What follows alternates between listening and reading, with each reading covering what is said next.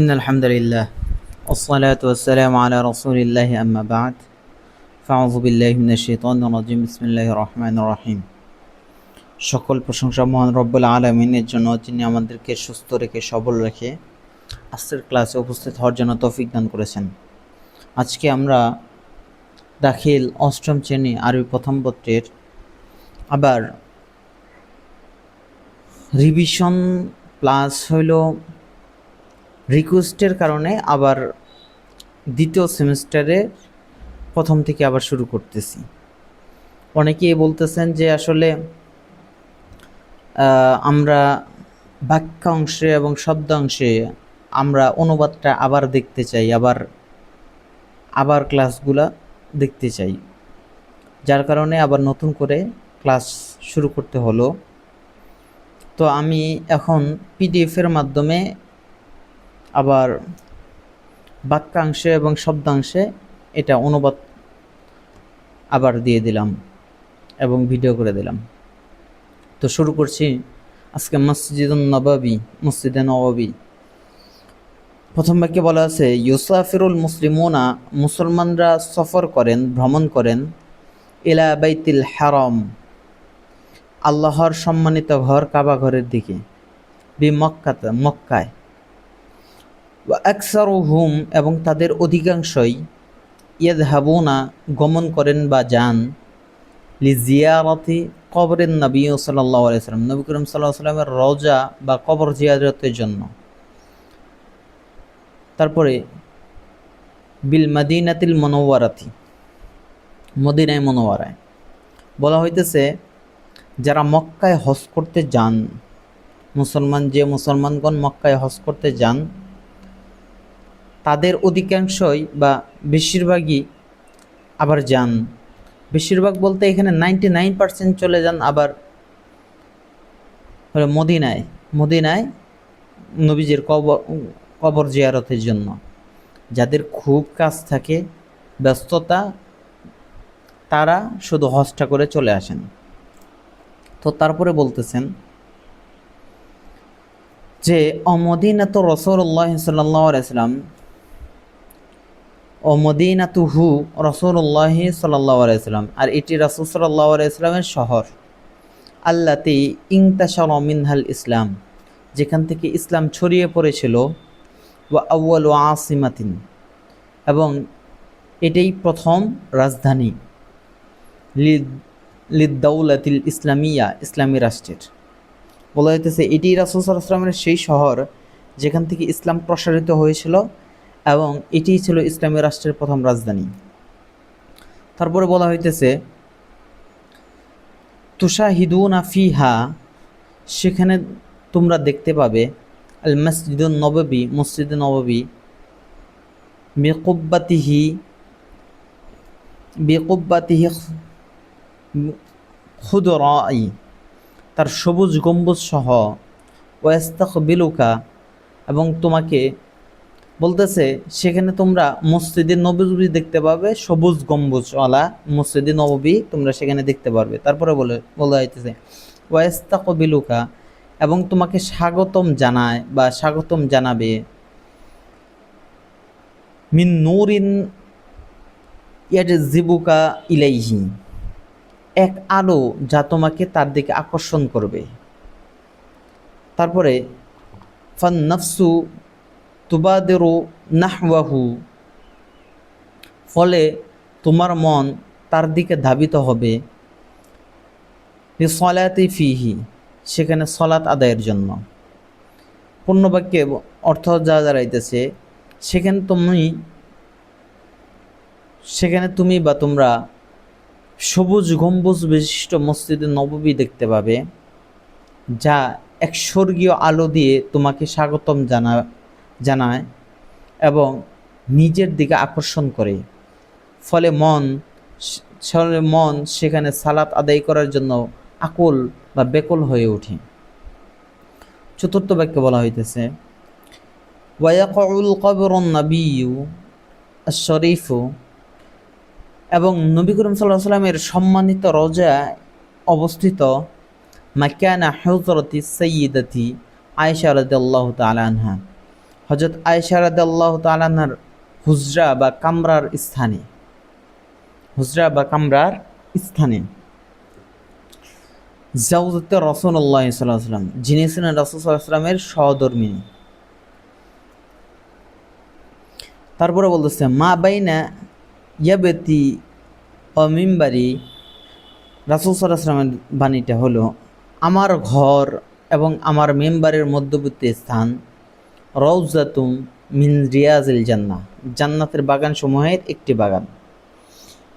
এটার অর্থ হলো, পূর্ণাঙ্গ অর্থ হলো, রাসূল সাল্লাল্লাহু আলাইহি ওয়াসাল্লামের সম্মানিত রওজা শরীফ তার সহধর্মিণী হযরত আয়েশা রাদিয়াল্লাহু তাআলা আনহা এর কামরার স্থানে অবস্থিত।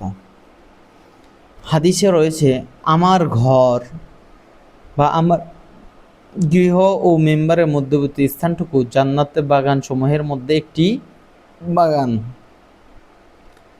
তারপরে পঞ্চম বাক্যে যা আছে ওয়াকান আল মসজিদু, আর এই মসজিদটি ছিল ফি আউয়ালি আমরিহি, প্রাথমিক অবস্থা বা শুরুতে, মিনাল লাবিন, এখানে লাবিন মানে ইট, কিন্তু একটু মিস্টেক হয়েছে, ইয়া আসছে, মিনাল লাবিন হবে। লাবিন মানে কাঁচা ইট দিয়ে তৈরি। প্রথমে মসজিদ নববীটা ছিল হলো কাঁচা ইট দিয়ে তৈরি। ওয়াসাকফুহু মিনাল জারিদ, আর এর ছাদ ছিল খেজুর ডাল ও পাতা দিয়ে তৈরি।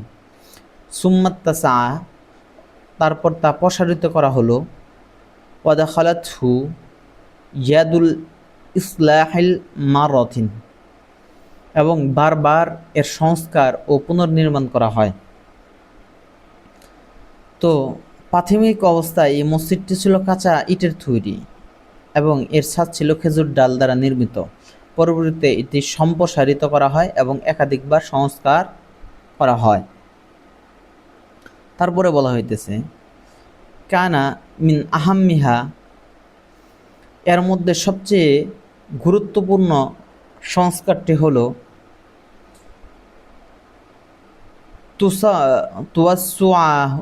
তুয়াসুআতুহু ফি আহাদি সৌদি, সৌদি আমলে এর সম্প্রসারণ বা সংস্কার।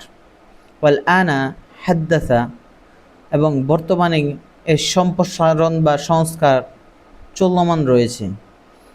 আযমু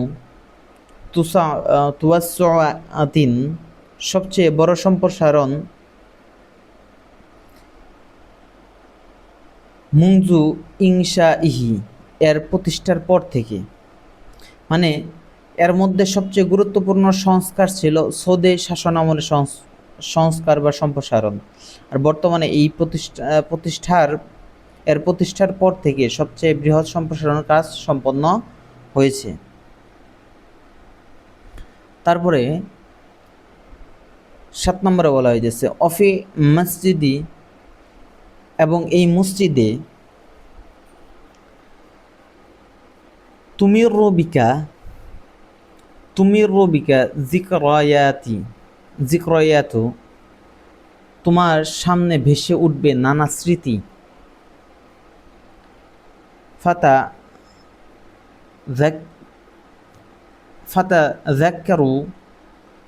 ফাতাতাযাক্কারু, তুমি স্মরণ করবে দাওয়াতুন নবী সাল্লাল্লাহু আলাইহি ওয়াসাল্লাম, নবী সাল্লাল্লাহু আলাইহি ওয়াসাল্লামের দাওয়াতকে। আল্লাযী আখরাজাল আলাম, যিনি বিশ্ববাসীকে বের করে এনেছেন মিনাজ যুলুমাতি ইলান নূর, অন্ধকার থেকে আলোর দিকে। এই মসজিদে অবস্থানকালে তোমার মনস্ফটে ঐতিহাসিক স্মৃতিগুলো ভেসে উঠবে এবং তুমি স্মরণ করবে নবী করিম সাল্লাল্লাহু আলাইহি ওয়াসাল্লামের দাওয়াতকে, যিনি বিশ্ববাসীকে অন্ধকার থেকে আলোর দিকে বের করে এনেছিলেন। আমিন হায়াতিল জাহিলিয়া, এবং মূর্খতা ও জাহিলিয়াতের জীবন থেকে, দাল্লাতিল ফাসিদাতি, পথভ্রষ্ট ও দুর্নীতিগ্রস্ত জীবন থেকে, ইলা হায়াতিল হাক্কি ওয়াল খায়রিল ওয়াল জামালি, সত্য, কল্যাণ ও সৌন্দর্যের জীবনের দিকে। তো তিনি কোথা থেকে বের করে এনেছিলেন? মূর্খতা ও জাহিলিয়াতের জীবন থেকে মানুষকে বের করে এনেছিলেন, পথভ্রষ্ট ও দুর্নীতিগ্রস্ত জীবন থেকে মানুষকে বের করে এনেছিলেন সত্য, কল্যাণ ও সৌন্দর্যের দিকে মানুষকে ধাবিত করেছেন বা এনেছেন। তাতাযাক্কারু মুহাওয়ালাতান, তুমি স্মরণ করবে প্রচেষ্টা ও অবদানকে, সাহিবাইহি আবি বকর ওয়া উমর রাদিয়াল্লাহু তাআলা আনহুমা, তার দুই সঙ্গীর আবু বকর এবং উমর রাদিয়াল্লাহু আনহুর কথা, অগৈরিহুমা, এবং তাছাড়া যারা অন্যরা আছে তাদের কথা, মিন আবতালিল ইসলামী আওয়াইলি, ইসলামের প্রথম যুগের বীরদের। তো সর্বশেষ আয়াতে বলা হইতেছে যে এবং পথভ্রষ্ট ও পঙ্কিল জীবন থেকে সত্য, কল্যাণ ও সৌন্দর্যের দিকে মানুষকে নিয়ে এসেছেন রাসূল সাল্লাল্লাহু আলাইহি ওয়াসাল্লাম। এই কথা তুমি স্মরণ করবে। একই সাথে তুমি সেখানে স্মরণ করবে তার দুইজন মহান সঙ্গী হযরত আবু বকর রাদিয়াল্লাহু তাআলা আনহু এবং উমর রাদিয়াল্লাহু তাআলা আনহুর কথা, এবং ইসলামের প্রথম যুগের অন্যান্য বীরদের অসামান্য ত্যাগ ও প্রচেষ্টার কথা। তো এখানেই শেষ হলো আমাদের মসজিদে নববী। এভাবে আমরা আবার প্রতিটি পাঠ খুব দ্রুতই দিয়ে দেবো, টানা ক্লাস দিয়ে দেবো। হ্যাঁ, তো আশা করি ইনশাল্লাহ যারা চাইছিলেন যে ভেঙে ভেঙে শব্দাংশে এবং বাক্যাংশে দেওয়ার জন্য, তারা আশা করি উপকৃত হয়েছেন এবং হবেন। আসলে একটা ক্লাস নিতে গেলে অনেক সময় কথায়, অনেক সময় ভুলবশত অনেক মিস্টেক হয়ে থাকে। এই ভুলগুলো সুন্দর দৃষ্টিতে দেখে আরও উৎসাহ দিয়ে আমাদেরকে এগিয়ে নেবেন ইনশাল্লাহ। সকলে ভালো থাকেন, সুস্থ থাকেন, আমার জন্য দোয়া করবেন, এই আশা ব্যক্ত করে আজকের ক্লাস এখানে শেষ করছি। আসসালামু আলাইকুম রহমতুল্লাহি ওয়া বারাকাতুহু।